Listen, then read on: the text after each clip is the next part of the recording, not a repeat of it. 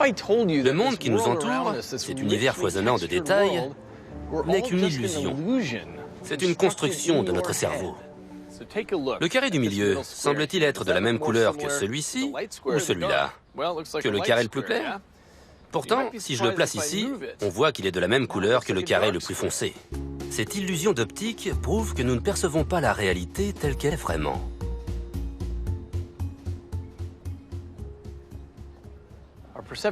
Notre perception de la réalité a donc moins à voir avec ce qui se passe autour de nous qu'avec ce qui se passe là-dedans. Notre cerveau n'a jamais vu le monde qui nous entoure. Pourtant, on le perçoit. Nos yeux et nos oreilles sont des ouvertures sur l'extérieur, mais ils n'acheminent pas directement des images et des sons. Ils transmettent des photons et des ondes de compression qui vont se transformer en signaux électriques. Car dans le cerveau, toutes les informations circulent sous cette forme. Le cerveau rassemble toutes les informations sensorielles, puis décide de l'histoire qui vient d'arriver. La réalité est donc l'œuvre de notre cerveau.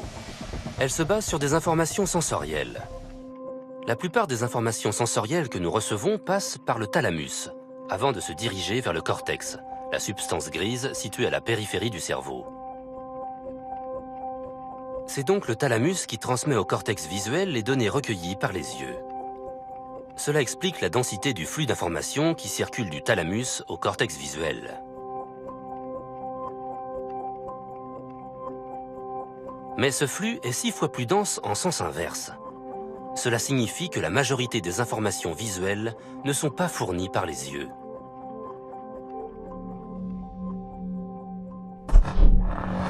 Notre vision dépend moins de la lumière qui entre par nos yeux que de ce que nous avons déjà dans la tête. Les prisonniers qu'on mettait au trou étaient complètement isolés du monde extérieur. Ils n'avaient aucune interaction avec personne, et ils étaient plongés dans le silence et l'obscurité. Quand la porte se referme, il n'y a plus rien. On est dans l'obscurité totale. Le cerveau de Luke est privé de toute information sensorielle. Alors, il commence à créer sa propre réalité. Mon esprit s'évadait. Souvent, je me voyais en train de faire voler un cerf-volant. Ça semblait réel. Mais tout se passait dans ma tête. D'autres prisonniers mis à l'isolement décrivent la même chose.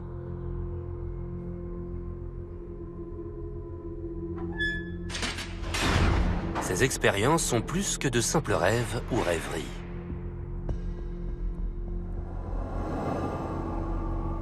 Les prisonniers ne se contentent pas d'imaginer des choses. Ils les voient comme si elles étaient bien réelles.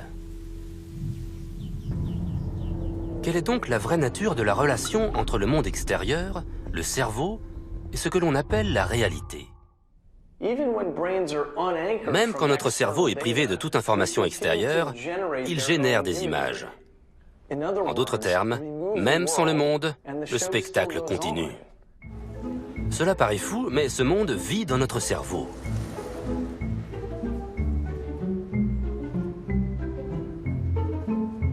Ce que nous voyons n'est qu'une simulation de ce qui se trouve sous nos yeux. Au lieu de reconstruire ma réalité en repartant toujours de zéro, mon cerveau compare les informations sensorielles qu'il reçoit au modèle qu'il a déjà élaboré. Ce masque d'Einstein tourne sur lui-même dans le sens inverse des aiguilles d'une montre. Quand le côté creux apparaît, notre cerveau nous le fait voir en relief. On a beau savoir qu'il s'agit d'une illusion, on se fait quand même avoir.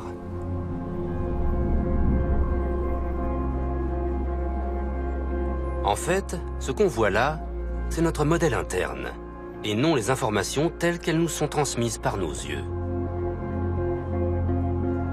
Nous avons passé toute notre vie à voir des visages en relief. Notre modèle interne s'est construit au fil de ces expériences, et nous voyons donc le visage que nous nous attendons à voir. Poser ses yeux sur un objet ne veut donc pas dire qu'on le voit. Et ce qu'on voit n'est pas forcément conforme à ce qui existe. La lumière visible ne représente qu'une minuscule fraction du spectre électromagnétique. Moins d'un 10 millième de milliardième. Le reste du spectre nous parvient. Les ondes radio, les micro-ondes, les rayons X, les rayons gamma, etc. Tout ça nous parvient, mais on ne s'en rend pas compte, parce qu'on n'a pas de récepteurs biologiques destinés à les capter. Donc, on ne voit qu'une partie du monde extérieur. Nous sommes limités par notre physiologie. Et c'est vrai pour tous nos sens. Ils ne captent qu'une petite partie des informations qui nous entourent. Le cerveau ne s'embarrasse pas de détails. Il nous fournit juste ce dont nous avons besoin pour nous frayer un chemin dans le dédale de notre quotidien. Mais il nous fait croire que nous avons tout vu. Le cerveau est le plus grand illusionniste de l'univers. Et nous croyons à tous ces mensonges. Et nos informations sensorielles ne sont que des signaux électrochimiques envoyés, triés, assemblés et conditionnés par notre cerveau.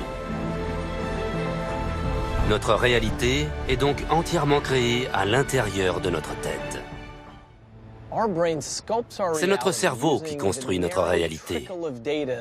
À partir du petit filet d'informations que nos sens lui fournissent, il écrit une histoire.